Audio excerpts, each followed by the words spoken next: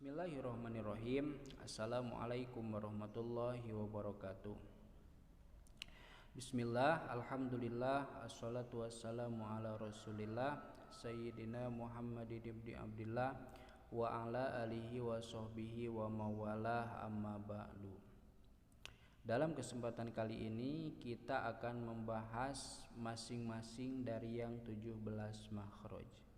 Langsung saja, untuk makhraj yang pertama dari yang 17 adalah jauful fami.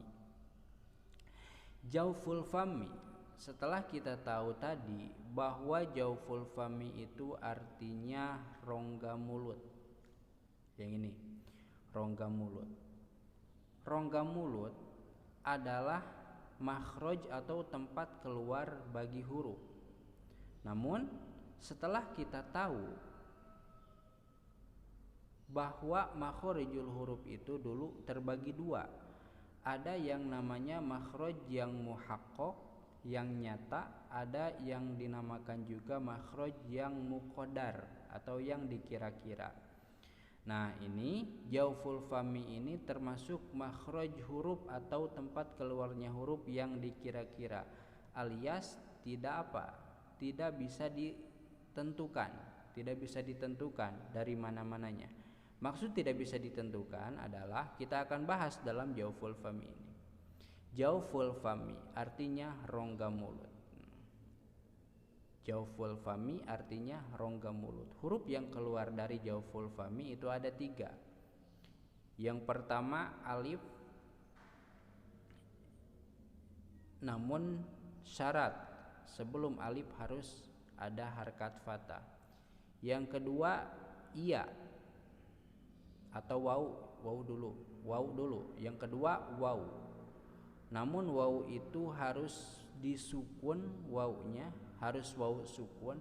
Terus sebelum waw yang sukun itu harus ada huruf yang pakai harkat domah atau harkat fathah.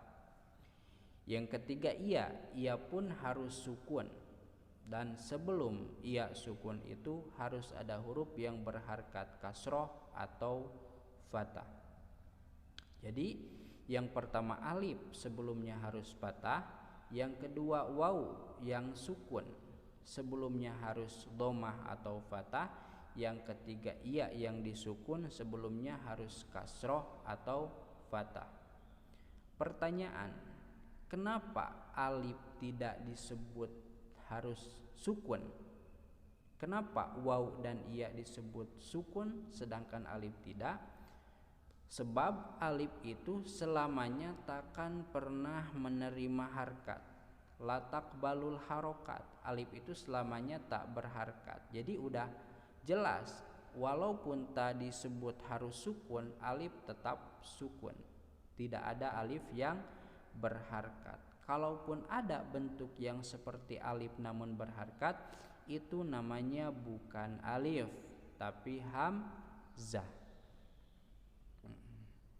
Yang pertama, huruf mad itu alif harus setelah patah. Seperti contoh, qola, qaf, alif, lam, dibaca qola.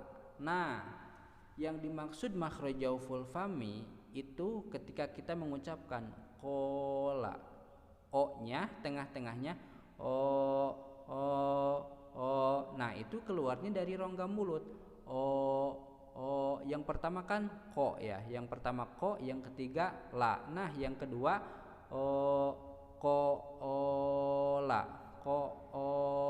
Kalau dipisah seperti itu. Qola.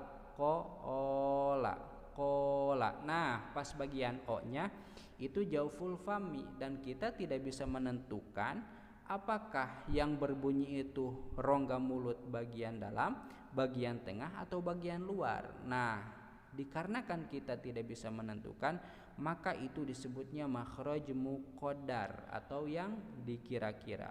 Itu yang pertama. Kita ringkas saja ya.